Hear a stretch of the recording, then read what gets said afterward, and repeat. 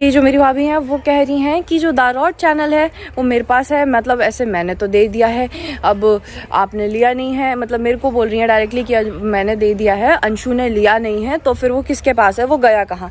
ठीक है, तो आप बहुत कहते हो प्रूफ वाली चीज़ है। अगर आपके पास कोई स्क्रीनशॉट हो, आपने मेरे को ID पासवर्ड्स भेजे हैं, वो चीज़ का डाल दो, उसको जो पासवर्ड होता है उसको ऐसे ब्लर करके वो चीज़ आप डाल दो, है ना, कि मैंने देखो यहाँ पे अंशु को ये चैनल दे दिया था। पुलिस में फाइल कर दो कंप्लेंट आप डायरेक्टली कि ये जो नंबर है इसने मेरा जो चैनल है हैक कर लिया, क्योंकि आपका जो चैनल है वो मेरे पास नहीं है। ठीक है ना, क्योंकि आप कॉल्स तो मेरे पिक नहीं करती हो, ना मम्मी पापा के करती हो, ना आप किसी के करती हो, और आपको बात करना पसंद भी नहीं है वैसे भी।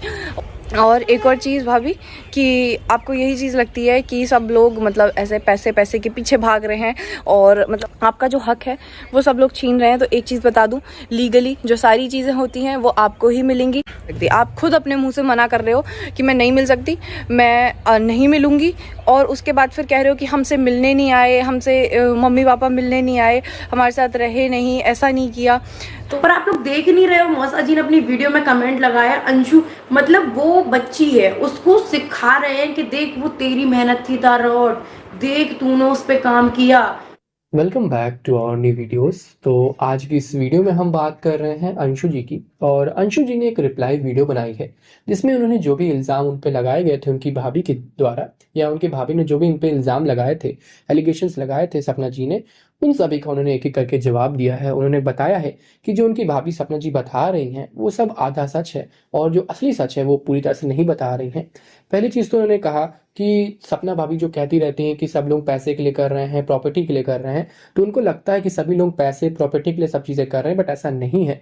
वो बस ऐसा सोचते हैं कि सब लोग उनके पैसे के पीछे पड़े हुए हैं, बल्कि वो पैसे के पीछे हुए पड़ी हुई हैं, प्रॉपर्टी के पीछे पड़ी हुई हैं। अंशु जी ने ऐसा सपना जी के लिए कहा। साथ ही में उन्होंने ऐसा कहा कि जो रॉड चैनल की वो बात बता रही हैं कि रॉड चैनल अंशु ने ले लिया है, या किसी ने पासवर्ड चेंज कर दिया और सब कुछ चेंज कर दिया है, तो उन्होंने कहा, अंशु जी ने कहा कि मैंने कुछ भी ऐसा नहीं किया है, ना मैं पासवर्ड जानती हूँ, ना मैं कुछ जानती हूँ।